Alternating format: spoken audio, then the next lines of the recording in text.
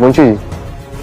तभी मुंशी जी ने एक लाइटर निकाला और उनमें से एक ब्लैंक पोस्ट कार्ड के नीचे रख दिया। उस रोशनी में उस पोस्ट कार्ड पर कुछ लिखा हुआ दिखने लगा। उस पर लिखी बात पढ़कर कमिश्नर चौंक उठा। आप इनके साथ?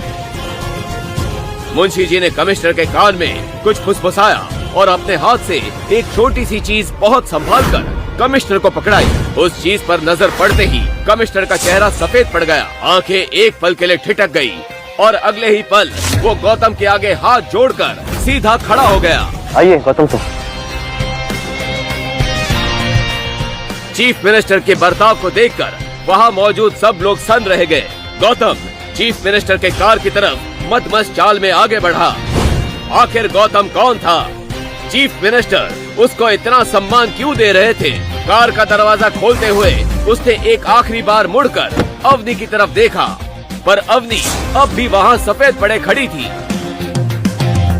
गौतम चीफ मिनिस्टर और मुंशी जी के साथ एक कार में बैठकर चला गया।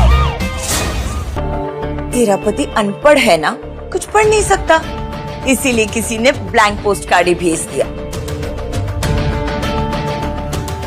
क्या मतलब है?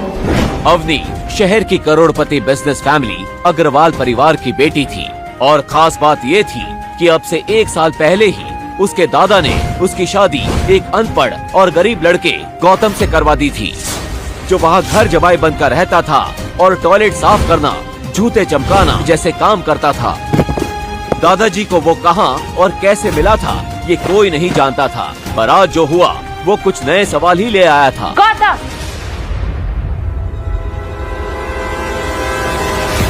क्या हुआ? क्या है ये ब्लैंक पोस्ट कार्ड कौन भेज रहा है तुम्हें? क्या मतलब है इसका? मुझे नहीं पता, किसी ने मजाक किया होगा। किसने भेजा था गौतम को ये पोस्ट कार्ड? अवनी जब घर आई तो घबराई हुई उसकी माँ ने कहा, अवनी, माँ, गौतम को दोपहर में मैंने मार्केट भेजा था, अब तक नहीं लौटा और उसका फोन भी नहीं लग रहा है।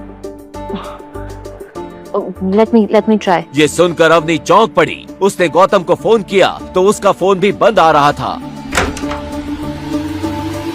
कहाँ मर गए थे तुम? मॉम कह रही है सुबह से गायब हो। सब्जी लेने गया था, साइकिल पंचर हो गई और कोई पंक्चर की दुकान भी नहीं खुली थी, उसमें देर लग गई और इस सब में फोन भी स्विच ऑफ हो गया। कौन चोर कहीं का, जा जाके हमारे लिए चाय बना। जी। नाक में दम करके रखा है। 2 दिन बाद अवनी ऑफिस के लिए निकल ही रही थी कि तभी फिर से